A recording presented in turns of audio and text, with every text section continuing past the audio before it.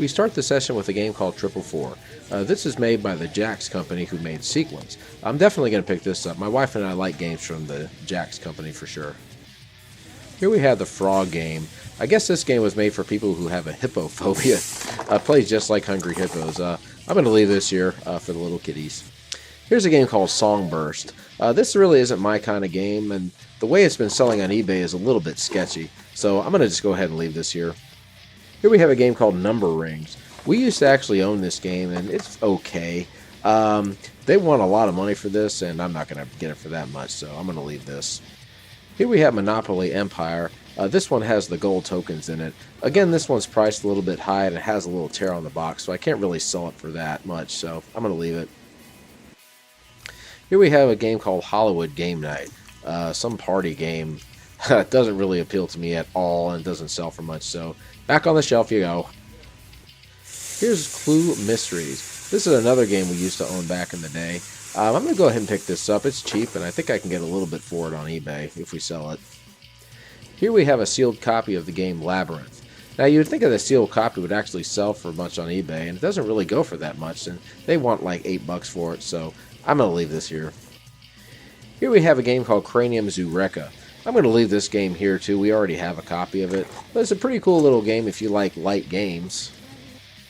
Here we have another copy of Othello from Gabriel. This game looks to be in really good shape, but again, the price is kind of high, and I can't really get much profit off of it if I sell it, so back on the shelf.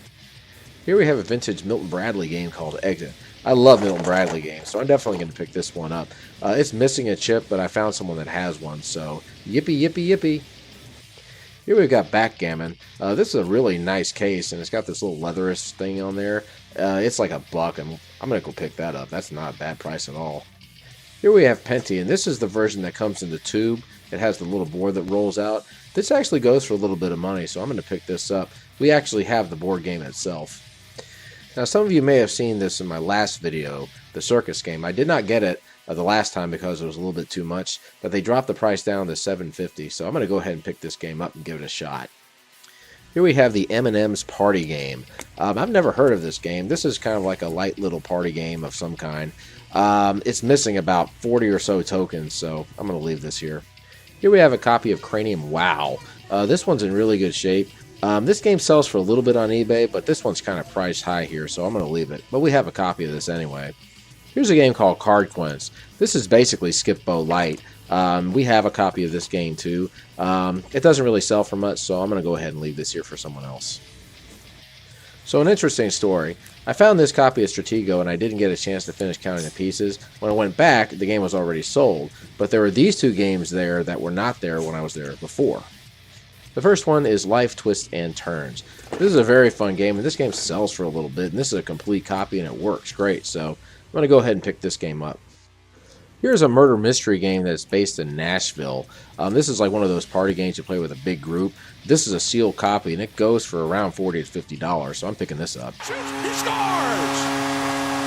Here's another Milton Bradley game called Dragon Chinese Checkers. They only want 79 cents for it. It's missing a piece, but I think I'll be able to get it eventually on eBay. Well, everybody, that does it for us this session. Got quite a few games this time. Looking forward to trying some of them out and doing some reviews on them too. Anyway, you guys take care. We'll see you later.